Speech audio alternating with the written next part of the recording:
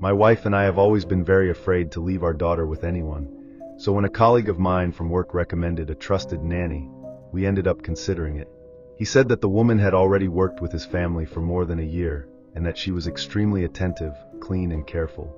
Since we had no relatives around and my wife was returning to face-to-face work, we decided to call this nanny for an interview. Her name was Denise. She was in her early 40s, very calm appearance, and talked politely, even a little restrained. Our daughter, who was 5 years old, didn't show much excitement at first, but she wasn't scared or anything either. We thought she was just shy. In the first days, everything went normally. Denise arrived on time, prepared the snack, read stories to our daughter, and sent some messages during the day updating the routine. But on the third day, my daughter made a strange comment. He said something like, "The young girl keeps looking at me sleeping. She enters the room and stands still." I thought it was something in her head, or that maybe the nanny had gone to check if she was sleeping well. But the way she said it made me a little uncomfortable.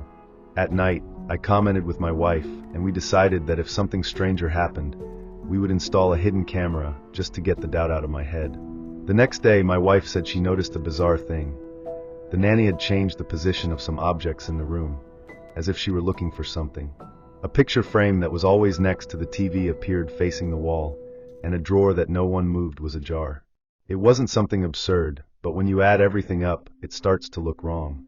At night, we put a small camera hidden on the living room shelf, facing the corridor that gave access to the rooms. It was just to make sure we weren't exaggerating. The idea was to leave it recording during the day and review the videos when we got back from work.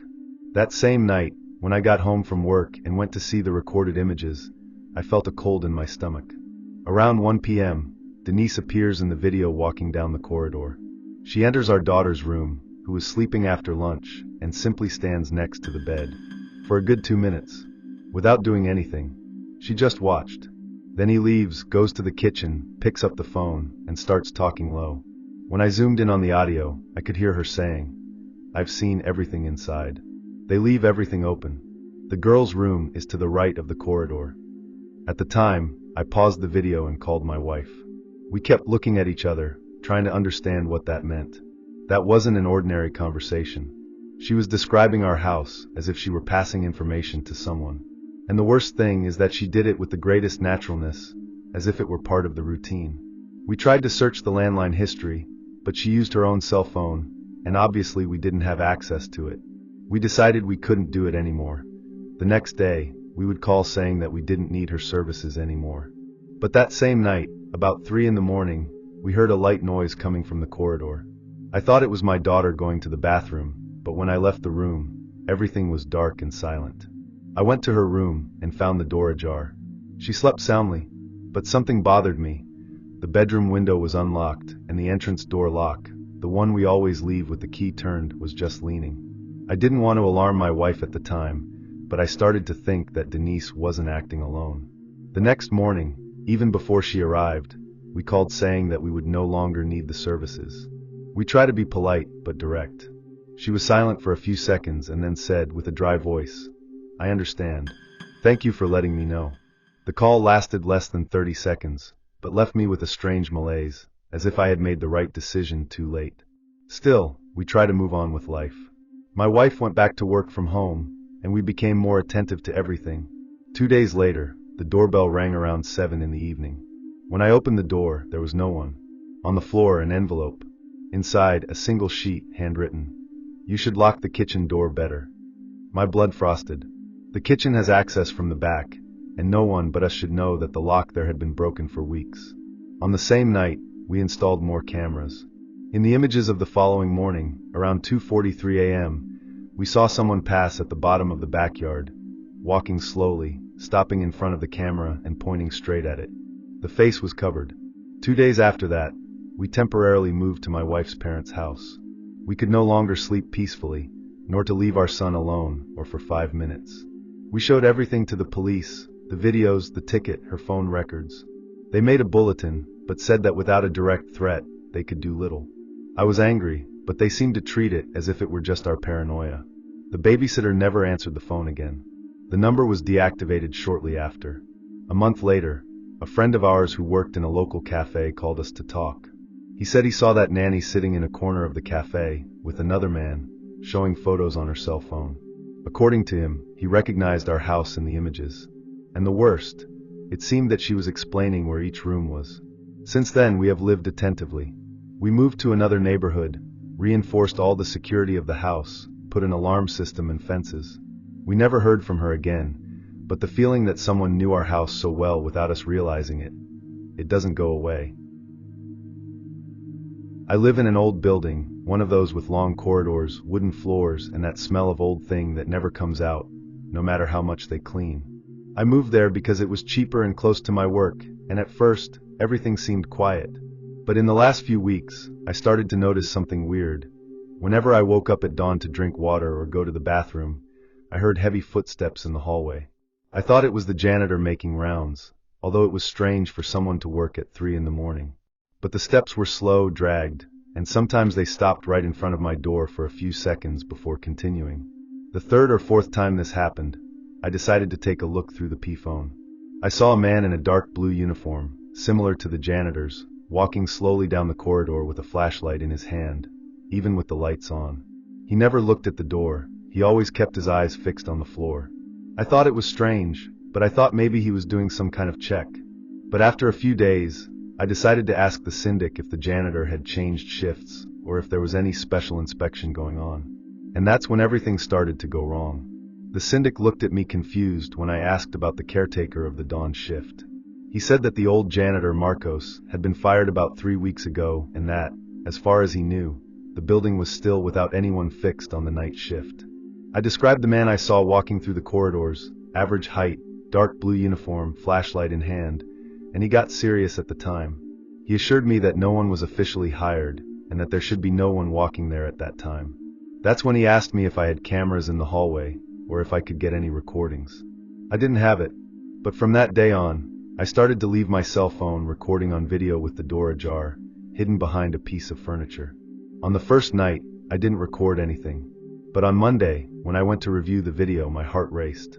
Around 2:48 a.m., the camera clearly caught a man passing slowly, exactly as I had described. But there was something even worse. He stopped for a long time in front of my door.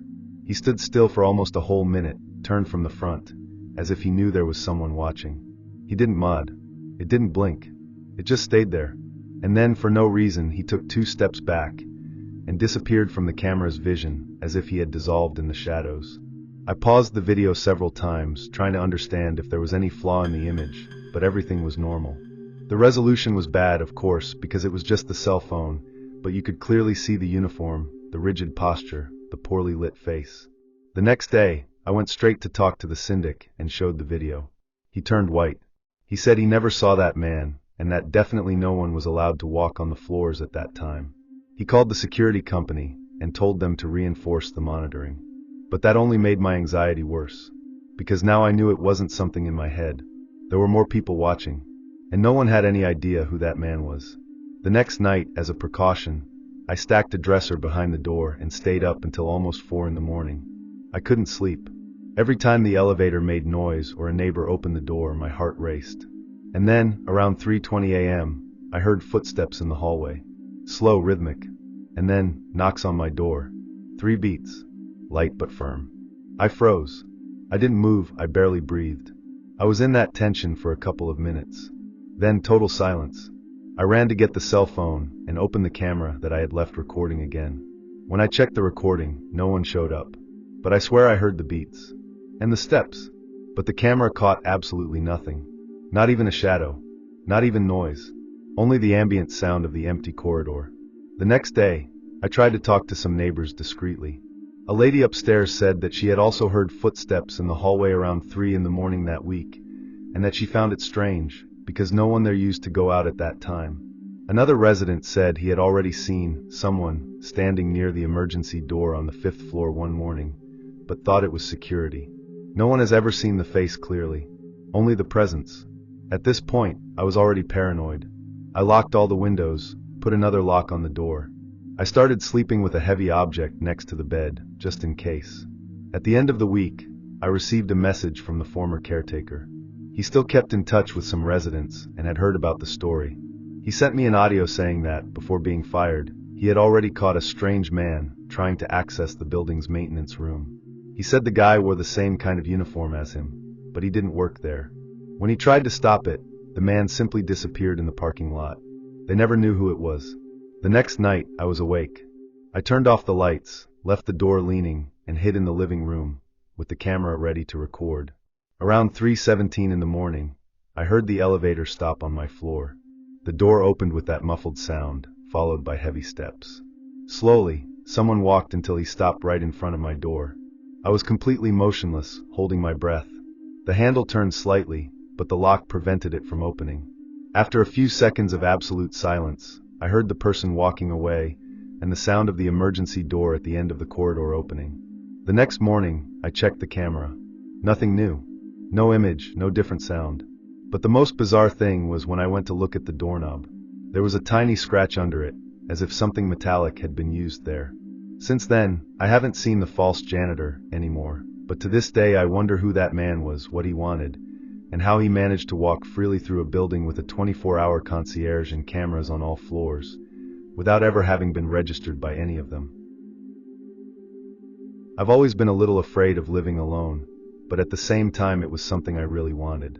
When I finally managed to rent my own house, I focused on making it safe and comfortable. I installed a security system with motion sensors and internal cameras. Nothing very advanced, but enough to give me peace of mind. In the first months, everything went normally. Until one night, the system sent me a movement alert inside the house. It was around 10 p.m. I was sitting on the sofa in the living room watching TV, and the alert said that there was motion detection in the bedroom. I thought it was some mistake, or maybe the neighbor's cat that always escaped there. But then I opened the app and saw the frozen image of someone in my room. The figure was on his back, moving my dresser. My body froze. I was completely paralyzed. I reviewed the image again and again, trying to convince myself that it was some reflection, or something that I myself had left on. It was clearly a person. And the scariest thing, I was still inside the house, there in the living room, a few meters from the bedroom. The first reaction I had was to shrink behind the couch with my cell phone in my hand, trying to make as little noise as possible. I could barely reason. I called the police in a whisper, trying to explain what was happening without the person in the room hearing. The attendant asked me to stay calm, and stay on the line until the car arrived. They were the longest minutes of my life. With every snap of the house, with every sound coming from the ceiling, I thought the person was moving. The silence was so dense that it seemed that time had stopped. The police arrived quickly, but I still had time to believe that I would be killed there, in the dark of my own house. The officers entered cautiously, did a complete sweep, and, to my surprise, found no one. All doors and windows were locked inside. I was told that the image was probably from a previous moment or a system failure. But I knew what I had seen. It was real. It wasn't a recording, nor an error. I saw someone messing with my things while I was in the living room. The next night, I couldn't sleep. I stayed on the couch, with all the lights on, watching the cameras on my phone all the time. Around 3 a.m., one of the sensors beeped again, movement in the attic. That didn't make sense. I haven't been there for months. It was just a tight storage space. It wouldn't even fit a proper person. Even so, I decided to go up with the police already warned again. When they opened the small door that gave access to the attic, the smell of sweat and dust made me almost vomit. Inside, they found food packaging, a dirty blanket, and worst of all, several photos of me printed, some taken from inside my house, others sleeping. They concluded that someone probably came in days ago, maybe while I was at work, and has been hiding there ever since. I only went down when I left home, or went to sleep. This explained the things that have been disappearing and reappearing in strange places. To this day, I have no idea how he got in. All the locks worked perfectly, and there were no signs of burglary. The invader disappeared without a trace, and the police could never identify him. After that, I moved to another city, sold everything I had, and I was never able to live alone again. The feeling of knowing that someone was watching me for days on the same roof is something that haunts me to this day. This happened 2 years ago, when I was returning from a weekend at my parents' house in the countryside. I had already been on the road for about 2 hours, and there were just over 40 minutes left to get home. It was night, around 9 p.m., and the stretch I crossed was one of those most isolated, without public lighting and with forest on both sides. Suddenly, my headlights caught a woman on the side of the road. She was alone, with her arm raised, as if she were asking for help. She was dressed in a light blouse and looked desperate. I instinctively reduced the car.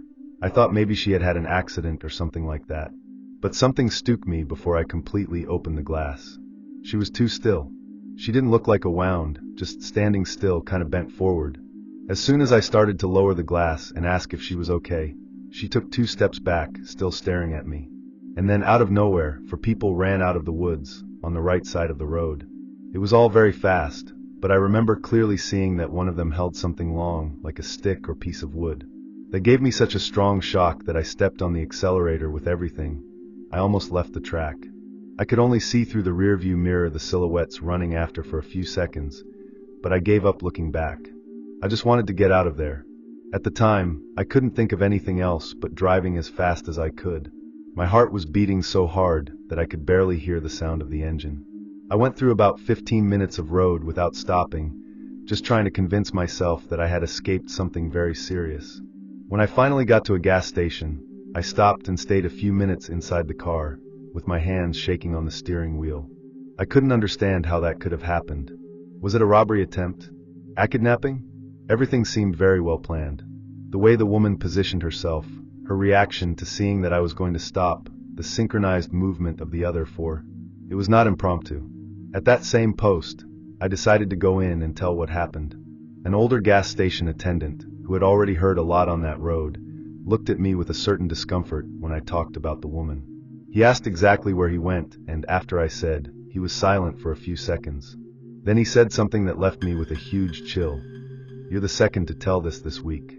He said that another driver stopped to refuel days before and reported almost the same thing. Woman asking for help, group leaving the bus. No one could get a sign or details of the faces, but the reports were almost completely hit. I came home still in shock with all that, and for days I couldn't sleep properly. Any louder noise already made me get out of bed with my heart in my mouth. What made me even more uneasy was the fact that, 3 days later, while I was driving through the city, I saw that same woman. She was standing next to a viaduct, pretending to cry, with her hand raised, as if she was asking for help again. But this time she was alone. At least it looked like it. I slowed down the car a little, but I didn't stop. I just watched more carefully and confirmed it was her. The same clothes, the same tied hair, the same expression of despair, but now she was not in the middle of nowhere. She was inside the city. I was cold. I came home and started looking for news or anything that explained that. No local newspaper mentioned anything like that. I began to think that maybe these groups would move places, changing their strategy but keeping their faces. Maybe they used the woman as bait at several different points. I never went to the police because, honestly, I doubted they would take it seriously. I didn't have a plate, photo, concrete proof. But since then, whenever I'm driving and I see someone asking for help, I'm on full alert. I'm no longer the same person behind the wheel. That night taught me that not every person who seems to be in danger is really in danger, and I never forgot her face again. I have been living alone for about 2 years in a small house at the end of a very quiet street. I've never had a problem with neighbors, noise, or any situation that made me feel insecure there, until a Friday night that still leaves me chills just remembering. It was around 10 p.m., and I was finishing washing the dinner dishes, with the TV on in the living room, when I heard 3 dry knocks on the front door.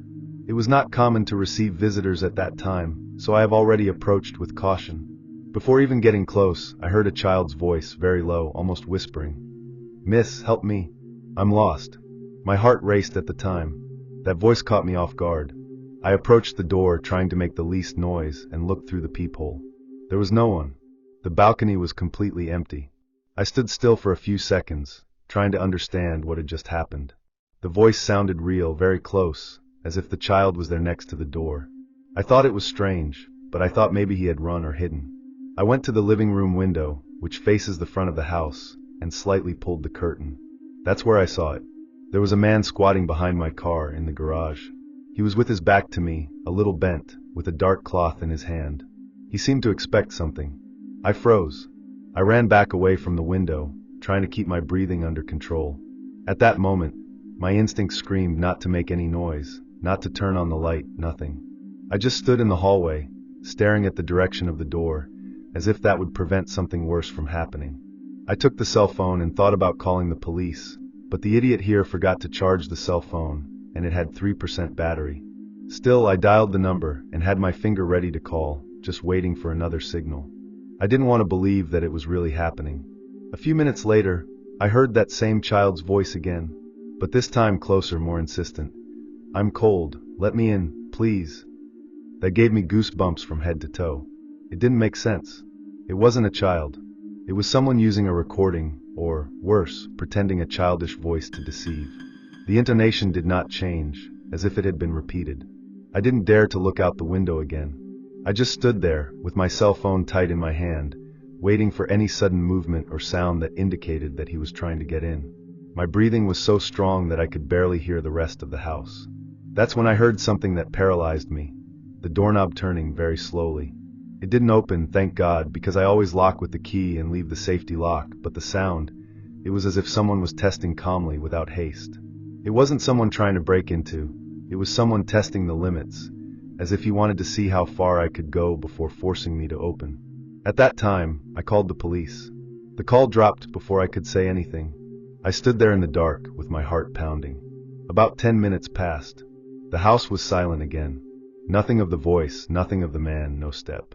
Until I heard the lowest and most disturbing sound of the night, the garage gate latch moving. But it's inside, and the door of the external corridor, which gives access to the backyard, was unlocked because I had left with the garbage earlier. I started to regret every little thing of that day, having forgotten to charge my cell phone, to lock that door, to be alone. I ran to the corridor with my heart almost coming out of my mouth and pushed a small dresser against the back door, shaking so much that I could barely force myself. At this point, the fear had turned into a ringing in my ears. I could only think that someone was inside the backyard now, maybe seconds away from trying to get in. I squatted behind the couch, with my cell phone on in my hand, praying to get a signal again. Finally, a bar appeared. I called the police again, and this time I managed to speak. I just whispered my address and asked for help. It took less than 10 minutes, but it seemed like an eternity to me. I didn't hear anything else outside after the sound of the gate. No steps, no voices, nothing. When the car arrived, I was locked in the bathroom with a kitchen knife in my hand. The police searched everything, went to the backyard, and found footprints on the dirt near the side gate. They confirmed that someone was there, but there was no one else around. After they left, I went to sleep at a friend's house. I never managed to sleep alone in this house after that, and to this day, every time I hear any sound at the door, my heart races as if I were going to relive all that again. I never paid much attention to those who shared the bus stop with me at night. I left the school around 9 p.m. and always went straight to the stop at the corner of the avenue. It was a very routine route, and the place was usually empty or with one or two people. One of these faces began to look familiar to me. A man in his 40s, always with a hood, usually fiddling with his cell phone. At first I didn't care, but after about 4 or 5 nights in a row watching him there, always on the same bench, in the same way, I started to get the flea behind my ear. I thought it was my paranoia. Maybe he lived there, or took the same bus. But it started to get weird when I realized that he didn't get on the bus. He just waited. The first time, I thought it was a coincidence. On Monday, too. But on the third night, when the bus arrived and I boarded, I looked out the window and saw him get up, walk a few meters, and stop again. As if I were watching where I was going. That's when I started paying more attention. The next night, I decided to change the route. I left the school as usual, but instead of going straight to the corner point, I walked to the other block where there was another busier stop. Before leaving the sidewalk, I discreetly looked back. He was there, not at the original point, but a little away, leaning against a pole, as if he knew I would change the path. He pretended to be on his cell phone, but I saw when he started walking behind me, keeping a safe distance. My heart raced in such a way that I almost ran back to school. I entered a 24-hour bakery that was nearby. I tried to look calm while ordering a coffee, but my eyes were on the window. A couple of minutes later, he passed by the sidewalk in front, very slowly, looking inside the place. At the time, I lowered my head. I waited a little longer, and when I thought it was safe, I went out through the back of the bakery and went to the house of a friend who lived nearby. I spent the night there, unable to sleep properly, with the constant feeling that someone knew exactly where I was. The next day, I didn't go to class. In fact, I barely left the room. The feeling of being watched was suffocating. Even with the windows closed and the curtains pulled, I swore that someone could be out there, standing, waiting. Even my dog seemed restless, barking at the door as if he felt something too. I started to think that maybe I was exaggerating, getting paranoid. But then, when I went to get my notebooks in my backpack, I found the note. It was a crumpled paper with the handwritten phrase, "You finally noticed." I almost dropped it. That made my spine freeze. No one had access to my backpack. She stayed with me all the time, or inside my room. It wasn't just a casual stalker, it was someone I wanted me to know, someone who was close enough to touch my things without me noticing. That's when I understood that it wasn't just fear. It was real. At that moment, my head began to spin. I tried to think of any logical possibility. Maybe someone from school was playing a trick, some bored colleague trying to scare me. But the more I thought, the less sense it made. I wasn't close to anyone to the point of playing with me like that, and no one knew about the change I had made in the bus route, much less where I kept the backpack. The only explanation was that this person had been watching me for longer than I imagined. I spent the rest of the afternoon trying to decide whether to tell my parents. The problem is that they weren't very present. My father traveled for work, and my mother worked long shifts at the hospital. I thought maybe they wouldn't take me seriously. I decided to go to the police station alone. But when I got there and told him what was happening, the policeman took some notes and said that, without more concrete evidence, he couldn't do much. I left there even more frustrated, with the feeling that I was on my own. The next night, I couldn't sleep. I lay down, listening to every sound of the house, wondering if someone was outside. I put a baseball bat next to the bed, something I had never done before. The paranoia was already consuming me. When I finally fell asleep, I had a horrible nightmare. I was standing at the bus stop, and the man had been walking towards me with a calm smile, as if it were already intimate. When I woke up, sweating cold, I went straight to check my backpack again. There was nothing else, but that didn't reassure me. In fact, it scared me even more. He had managed to put the note there. I could do it again at any time. In the days that followed, I completely changed my routine. I started going to school with a colleague from upstairs who had a car. I forced myself to look more attentive, more present. I was hoping that was enough to push the man away. But deep down I knew, someone like that, who observes so much, who plans everything in silence, doesn't stop easily. And to this day, whenever I'm alone in some public place, I can't help but look in the corners, to see if that familiar and dark face is still watching me, waiting for me to lower my guard. I traveled for work to a small town in the countryside of Ohio, and as I was going to stay there for a week, I decided to rent an Airbnb instead of a hotel. I found a nice apartment with good reviews, and that was in an old building but well maintained. The hostess was super attentive at first, gave me all the instructions by message, and warned me that the upstairs was unoccupied under renovation. So I would have a lot of silence, which was great, because I needed to rest well after the shifts. The apartment was clean, cozy, everything worked. But on the first night, around 1 a.m., I began to hear footsteps coming from the ceiling, heavy, slow steps, as if someone were walking from one side to the other in the room above. At first, I thought I might be hearing something from my head. But the steps continued for a good 5 minutes, and they were very clear. They had rhythm, direction. It seemed that the person walked from the door to the window and came back. I stood still in the middle of the room, in silence, trying to understand what was happening. I even thought about texting the hostess right there, but I decided to wait. Maybe someone had had access upstairs by mistake, some worker or caretaker. But the next day, during breakfast, I sent a message just to confirm that there was no one there. And her answer freezed me. She wrote, "No, the upstairs is locked and unused. Are you sure of what you heard?" The next night, the steps came back. This time, they started earlier, around 11:30 a.m. I was watching TV in the living room, and suddenly I heard that sound again. But now they seemed more agitated, as if someone was dragging something on the floor. I paused what I was watching, and was silent. It was unmistakable. In addition to the steps, you could hear creaks on the floor, as if the person's weight was forcing some older part of the wood. I went up to the corridor and stared at the ceiling, trying to follow the sound. I even thought about going out and seeing if I could see any lit window outside, but I gave up. At this point, I was already sorry to have saved, and not to have stayed in a hotel. On the third day, I personally went to the reception of the building, which was in an annex next door. I talked to a man who seemed to be responsible for there. I explained that I was hearing strange noises coming from upstairs.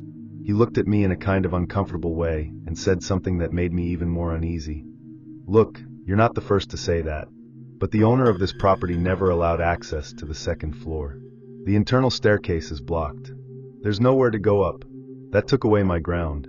I returned to the apartment even more suspicious, with that feeling that there was something wrong in that place, and that I probably wouldn't be able to solve it alone.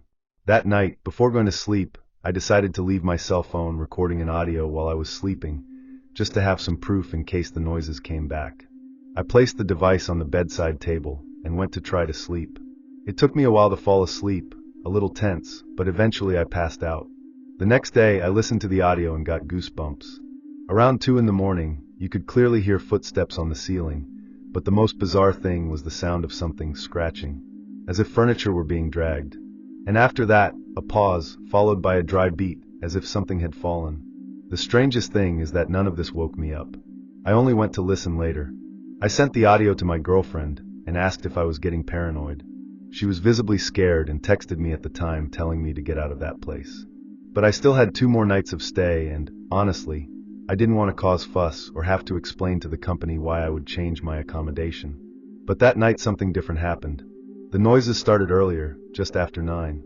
But instead of steps, what I heard was as if someone was trying to force the upstairs apartment door. I stood still, sitting on the couch, feeling my heart speed up. It was as if someone tried to push the handle hard, and then dragged something heavy in there. I went up the stairs that led to the second floor door, even knowing that, theoretically, it was locked and without access. The staircase was narrow and covered with dust, as if no one had climbed there for months, maybe years. When I got to the top, I stared at the closed door for a few seconds. I was waiting to hear something, any sound that indicated movement. And then, out of nowhere, a strong blow came from the other side. It wasn't a distant or muffled sound. It was as if someone had hit the inside with their fist. I ran down, almost tripping on the steps, and locked myself in the room. My mind was spinning. It was impossible for someone to be inside, right? The next day, without knowing what else to do, I contacted the Airbnb hostess directly and sent an audio, explaining what was happening. She replied to me by text after almost an hour, saying only, "You are not in danger. It's better to ignore it. It's going to be over." That left me in shock. The tone was cold, as if it was all part of something known. As if she knew exactly what I was talking about. I canceled the rest of the reservation and left on the same day. I could never pass near that building without feeling a tightness in my chest. I never knew what or who was up there. After I left that apartment, I spent days going through forums and online groups trying to find some other story similar to the one I lived. I found 2 old posts from people who had also stayed there and reported the same sounds at night, steps, scratches on the ceiling, and even a voice whispering through the ventilation. One of the reports mentioned something about someone who never left. None of the posts had a response from the hostess, but all ended up being deleted days later. It was as if someone was trying to erase any trace of that. To this day, I don't know what really happened upstairs. Sometimes I find myself thinking that maybe it was just someone living hidden there, but if that was it, why would the hostess say to ignore it? Why would she act like she knew everything, but didn't want to talk? Since then, I have never rented a place without checking every corner, every wall, every locked door. And I still have nightmares about that dry sound on the other side of the door, as if someone was still waiting for me to come back. I work as an elementary school teacher in a small school, in a relatively quiet city. Everyone kind of knows each other around here, the kind of place where neighbors still knock on the door to ask for sugar. That Friday, as usual, I waited until the last student left the room before collecting things and closing everything. When I passed through the next room, I saw a backpack thrown near the door. I found it strange because most children are usually very careful with their belongings, but I thought someone could have forgotten in the rush. I took the backpack to the coordination room, but everything was closed, so I decided to take a look, try to identify the owner to let the parents know. That's when things started to get weird. The backpack had no name, no identification. Just a half bottle of water, a small flashlight, and a brown paper envelope with zipper. Inside the envelope, there were dozens of photos printed on plain paper, like those homemade revelations that you make at home with a printer. But what gave me an immediate chill in my spine was the content. All the photos were of houses. Houses in our city. More specifically, from students' homes. I recognized the facade of Mateus' house, the balcony of Beatrice's house, and even the garage of a new student's house, Lucas. And all the photos had one thing in common. they were taken at night. At the time, my instinct was to try to rationalize. Maybe it was some kind of joke or a poorly planned school project. But the more I looked at the photos, the more they made me uncomfortable. Some were taken from very close to the windows, others from low angles, as if the person was crouched outside. And in some you could see silhouettes behind the curtains. It wasn't just weird, it was invasive. The images looked like they were taken by someone who was spying on the houses during the night, hidden in the backyards or on the sidewalks. That couldn't be just a coincidence, much less a child's thing. On Saturday morning, I took the backpack directly to the school management. The coordinator was visibly disturbed by what she saw. We decided to check the security cameras, trying to understand who had left that backpack there. The school has a simple system, with cameras in the corridors and gates. We spent hours watching the previous day's recordings and nothing. No image showed someone entering with that backpack. No students, no adults. It just appeared there, out of nowhere. As if someone had put that on purpose, knowing that it would be found. I started to get obsessed with that. On Monday, I printed some of the photos and took them with me. I discreetly showed it to 3 students whose houses appeared in the images. Their reaction was what convinced me that it was really serious. Everyone recognized their houses. One of them even said that the family dog was barking for nothing in the last few nights, as if he felt something outside. Another said that his father found strange marks on the garden grass, like footprints of someone barefoot. It gave me a lump in my stomach. It wasn't paranoia. Someone was, in fact, wandering around those houses. Afraid of causing panic among the parents, I suggested a general meeting about safety in the neighborhood, but I avoided mentioning the photos immediately. I delivered copies to the management and let the school decide what to do. Meanwhile, I asked the students to let me know if they saw someone strange near home. That same week, I received an anonymous message on my personal cell phone. It just said, "You should have left your backpack where it was." I never disclosed my number to students or parents. The message came from an unknown number, and when I tried to return, it fell directly into the mailbox. That night, I could barely sleep. I kept going over everything in my head, trying to understand how someone would have access to my number. I mentally went through all the possibilities, but none made sense. The school had not made any official statement, and the management asked for secrecy until we knew exactly what was happening. But that was getting out of control. The next day, a mother approached me at the exit and asked if I thought it was normal to see someone standing across the street watching the school during recess. She said that the man was not known by anyone in the neighborhood. I decided to take action on my own. I went back to check the school's internal cameras with the security guard. I made a point of following the images of that day when the backpack appeared in the room. And that's when I noticed something that no one had noticed before. Around 7 a.m., just before the students entered, someone passed through the back of the building, coming from the garden area. The camera took only a part of the body. It looked like a dark coat and a backpack on the back. The person did not enter the front, and no one saw this movement at the time. Whoever it was knew exactly where it wouldn't be seen. And more, he acted in advance, before the start of classes. When I took this information to the director, she was visibly shaken. The school was always considered safe, and such a precise invasion made it clear that the person knew well how the place worked. We started thinking about how that backpack ended up there. No one carried her, no one saw her being left. But someone planted it in the room with a purpose, maybe to scare, maybe to warn. What bothered me the most were the photos. Common houses, known streets. One of them was that of the student who sat in the first desk. The front gate, the living room curtain, everything appeared in one of the records. That completely changed the school climate. The parents began to send their children accompanied, the teachers stayed longer in the corridors, and the vigilante began to make rounds outside. I felt strangely responsible for everything. Maybe because I was the one who found the backpack, maybe because I was the only one who couldn't stop thinking about it. I even wondered if those photos were recent. If they were, someone had easy access to the children's routine. And if they weren't, then why would they all be together, in a place like that? Why didn't anyone recognize the backpack? Everything seemed carefully planned, but still random enough to look like an accident. A week later, I received an envelope with no sender in my mailbox. There was nothing written but my name, and the handwriting seemed shaky, as if someone had written in a hurry or with a trembling hand. Inside, there was a single photo, the facade of my house, taken at night. It wasn't an old photo. You could see the trash can outside, exactly as I had left it the night before. The angle was similar to that of the photos found in the backpack. I felt an intense cold rise down my spine. I didn't tell anyone right away, because part of me wanted to believe it was just a coincidence, some prank. But I knew it wasn't. The next morning, I went back to school early and asked to look at the cameras again. I stayed there, alone in the monitoring room, advancing and pausing the videos. And I saw, at 4:17 in the morning that same day, someone walked slowly in front of the school. He wore a hooded coat, low-headed, but the step was deliberate. It didn't look like someone going to work or coming back from a bar. It looked like someone waiting for the right time. The most disturbing? He stops for a few seconds and looks straight at one of the cameras. You can't see the face, but the body position was clear, as if you knew exactly where the device was. That day, I left early and went straight to the market to buy a security camera.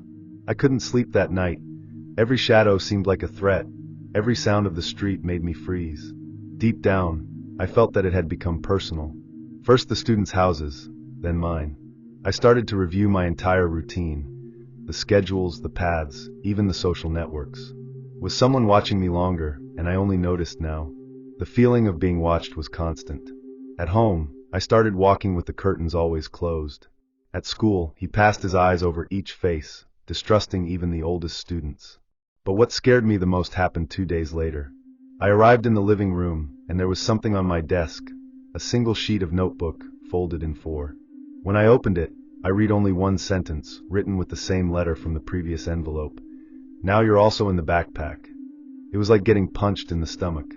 I couldn't understand if that was a direct threat, a warning, or a sadistic joke from someone inside.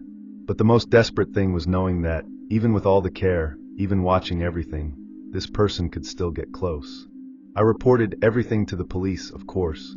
But until today, nothing has been discovered. No suspects, no new clues. Just the silence, and the backpack, which has never been complained about by anyone. I know it may seem like something in my head, but it started with a whisper. Nothing clear, nothing direct. Just a low, continuous sound, as if someone was trying to talk, but without wanting me to understand. I thought it was from the street, or maybe from downstairs. But the sound came every morning, always between 2 and 3 in the morning, and always from the same place, the built-in closet in my room. At first, I just pulled the pillow over my head and tried to ignore it. My mother thought it was insomnia or anxiety, and honestly, I also wanted to believe that. But then the other signs began. Small things. A package of cookies opened in the pantry when no one remembered touching it. A glass out of place. Lights on that we swore we had turned off. The third night in a row I heard that whisper. I got up with my cell phone in my hand and went to the closet. I opened it slowly, waiting I don't know what. Of course there was nothing there. Just clothes, old books, and a box of childhood toys. But the sound stopped as soon as I opened it. As if you were waiting for me. I even filmed it, but I couldn't capture anything. But the feeling of being watched inside the room began to become unbearable. One night, I purposely left a package of cookies on the desk just to test. The next day he had disappeared, along with a pocket knife that I left stored in the drawer. At that time, I could no longer pretend it was a coincidence. I started to investigate the closet more carefully. I hit the inner walls with my knuckles and noticed that one part sounded different, more hollow. I had never really paid attention to his structure. I moved everything away, dragged the boxes, and lifted the wooden bottom. That's where I saw a rectangular opening, kind of hidden like a kind of trapdoor. The wood there was loose, poorly fitted. I took the flashlight out of my phone and pointed it inside. You could see that there was a dark space between the walls. Narrow but possible to pass. The smell was horrible, like old mold and accumulated sweat. I couldn't get in at that moment. But I knew I needed to understand what was happening. The next night, I stayed up waiting. I lay down with the light off, pretending to sleep, and left the cell phone recording video pointing to the closet. Around 2:30 in the morning, I heard the same noise. Whispers, light, insistent, as if someone was trying to call me. I didn't move. The sound got closer. Suddenly, I heard a low creaking coming from inside the closet. A kind of dry beat, as if someone had touched or crawled there. It was only when it dawned that I had the courage to watch the recording. In the video, around 2:36 a.m., you could clearly hear the sound of footsteps. Not inside the room. Inside the closet. And the strangest thing, the camera swings slightly, as if someone had touched it, from the inside out. That morning, I took a knife from the kitchen, a stronger flashlight, and went back to the closet. I carefully removed the board and entered that tight space between the walls. It was narrow, dirty, the floor covered with dust and small footprint marks, as if someone had been crawling there for days. Further ahead, I saw a lot of crumpled food packages, cookies, leftover snacks, water bottles. And there in the corner, an old blanket, a flashlight that still worked, and a bag with used clothes. That wasn't just a hiding place, someone was living there. The worst thing was finding a notebook with notes. Some scribbled phrases talked about me. Things like, "He doesn't know I'm here," and "It won't take long to realize." My name was written several times on the edges of the pages, in smaller and more pressed letters. I left there sweating cold and locked the closet with everything. I called my father, who was traveling for work, and asked him to come back that same day. He thought it was my exaggeration at first, until he saw what I showed. We called the police, who took the notebook and collected the things left there. But there was no one. They said it was probably a homeless person who found an entrance outside the house and decided to hide there. The problem is that they didn't find a sign of burglary, and no one knew how that person got in, or how long he had been watching me inside the place where I slept every night. Since then, I haven't been able to sleep with the closet door open. In fact, I can barely sleep properly. I keep reviewing the images of that slit between the walls, imagining how many nights that person heard me breathe, get up to go to the bathroom, talk on the phone.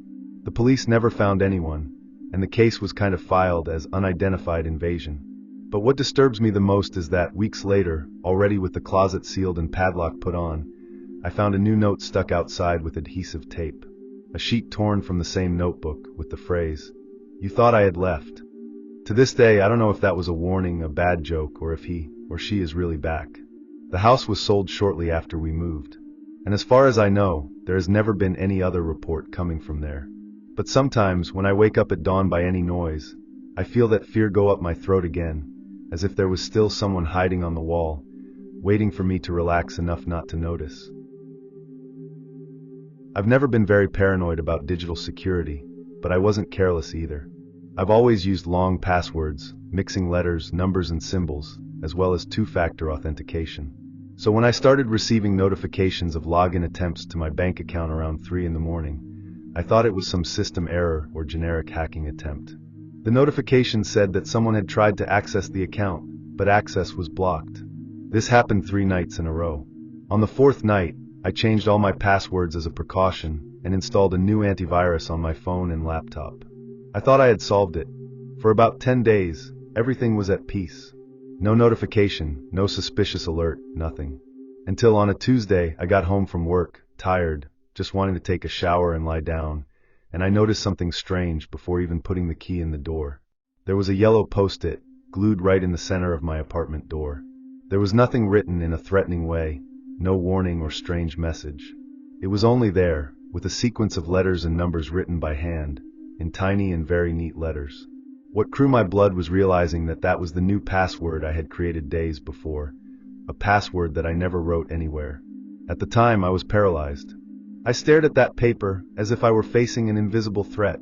I took the post-it carefully, entered the apartment, and locked everything. I mentally reviewed all the possibilities. Someone watching me? A hacker who had physical access to my building? But how would he know the password? And why leave that glued to my door, as if he wanted me to know that he was watching me? That night, I hardly slept. Every little sound in the hallway made me sit on the bed and look at the door. I had the feeling of being tested, provoked. The next day, I called the bank and reported what was happening. They did a complete analysis of the account and found no strange movements, but recommended changing the password again and instructed me to file a police report. I went to the police station, explained the situation, but I felt they didn't take me seriously. The policeman even said that it was probably just a prank. I came home with a horrible feeling of helplessness. I knew that someone had gone to my door with my password in their hands. And even so, I had no way to prove anything but a yellow paper with my unknown handwriting. In the following days, I began to notice everything around me. Strange people in the hallway, cars stood long on the street, noises in the building during the night. My routine turned into a silent hell. I installed a camera pointed at the front door and avoided leaving the house at night. One morning, I received a new notification of attempted access to the account, with the same frequency as before. When I entered the app, I realized that it was as if someone was testing the old password again several times. This meant it wasn't an automated attack. It was someone who knew what he was doing. And worse, he was trying to warn me that he was still around. The next morning, I checked the camera recording and, around 3:17 in the morning, a dark figure appeared in the image. I couldn't see the face. The person approached the door, stood still for a few seconds, and left. Without touching, without making noise. Then, I noticed that something had fallen on the floor, another post-it, but this time blank. I kept the two papers together and realized that they were the same type, same size, same tone. The white one seemed purposeful, as if it was just to remind me, I'm still here. At that time, I didn't know what to do anymore. Everything was so subtle, so planned, that it seemed impossible for someone to believe me. It was as if the person knew exactly how far he could go without being caught. I showed the video to some friends, and they all said the same thing. You can't identify anything, it only increases paranoia. I started to avoid entering the bank's app and left my cell phone turned off at night, just to not see any more login attempt notifications. But even so, the feeling of being observed intensified. I avoided even looking out the window, afraid of run into someone staring at me across the street. One night, I woke up with a dry noise coming from the balcony. I don't know how I got the courage, but I went to check. There was no one, but the chair I left there was facing the glass door, as if someone had been sitting there, watching me sleep. I went back to the room with my heart beating out of my chest, and I sat on the bed until the sun rose. That day, I made the decision to leave the apartment. I didn't sleep anymore, I lived in a state of alert. I rented a temporary room in another neighborhood and left the camera on at the old address just in case. But deep down, I knew that even far away, that story wasn't over. A week after I moved, I decided to come back just to get the rest of my things. I entered quickly during the day with everything timed, but something made me freeze as soon as I opened the door. On the living room floor, in front of the sofa, there was another post-it, but this time there was no password, no warning. It was only written, I thought we were doing well. That knocked me down. I had never seen anyone, I had never answered anything, I had never interacted. And even so, did the person act as if we were in a kind of connection? Obsession? I took the paper with me and never went back there. I delivered the keys by application. I asked someone else to pick up what was missing. To this day, I don't know who was behind that.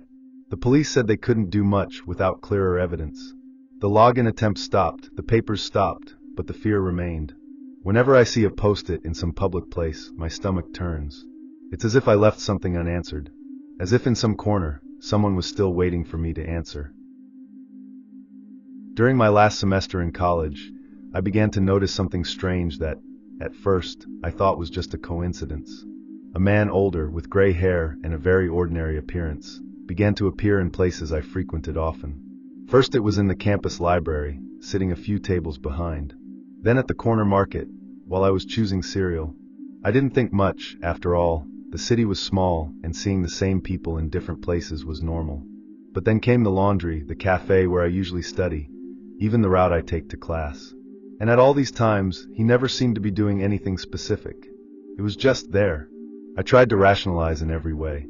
Maybe I was the father of some student, maybe I lived nearby, maybe I was just getting paranoid because of the stress of the exams.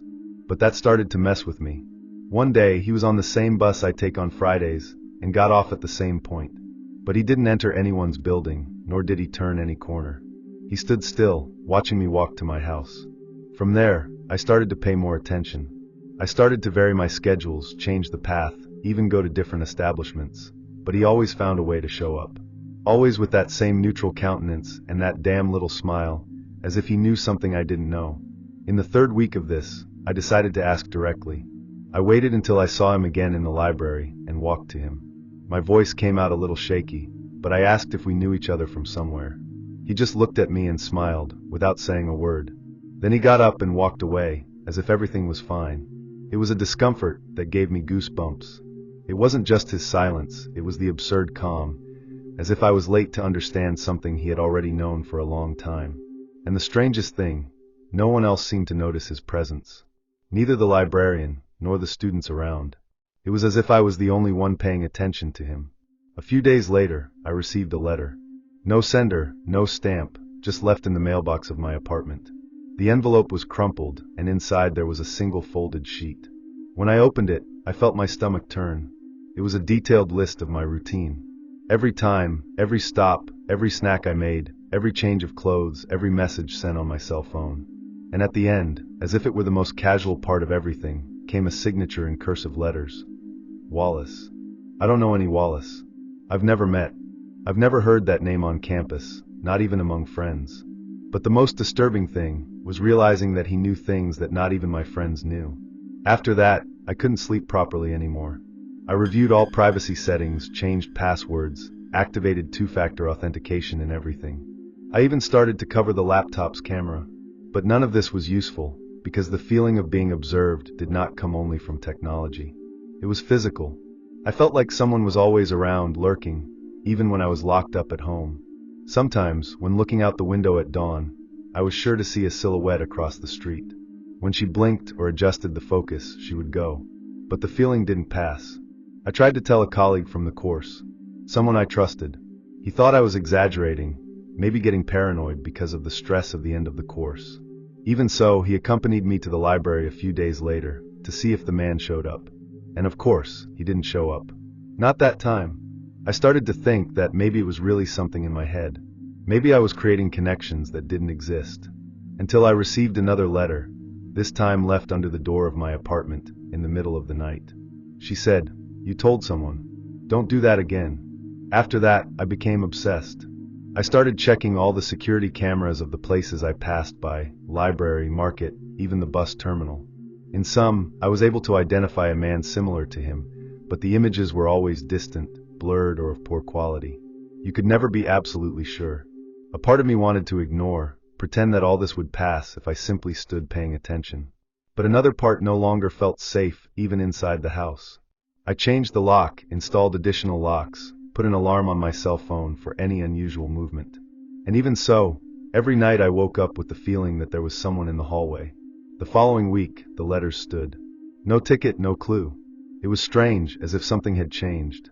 On the one hand, I felt relieved. On the other hand, the absence of any new contact made me even more uneasy. As if it were the silence that comes before something bad happens. Until one day, when I came back from the market, I found my door just leaning. I always locked it. I entered in silence, each step seeming to weigh triple. Everything seemed to be in place, except for a single sheet on top of my bed. The same cursive letter as before. See you soon. After that day, I packed my things and went to stay with my parents for a while. I didn't give many explanations. I just said I was going through a difficult period. I never told them anything, not completely. Even there, in another city, it still took me weeks to get to sleep properly. I even thought about going to the police, but what would I show you? Tickets? The letter with my schedules? Without proof of who it was, it seemed more paranoia than a threat. And the worst thing was knowing that this person, whoever it was, knew me better than anyone else. I knew my habits, my schedules, what I ate, where I was going, as if I had lived my life for a while, in the shade. It's been a few months, and I haven't received anything else. No sign, no letter, no familiar face on the street. But every time I see someone standing still for too long looking in my direction, my stomach crashes. And every time I get home, I look under the door. To this day I have no idea who that man was, nor why he did that. All I know is that, since then, I've never really felt alone, even when I am.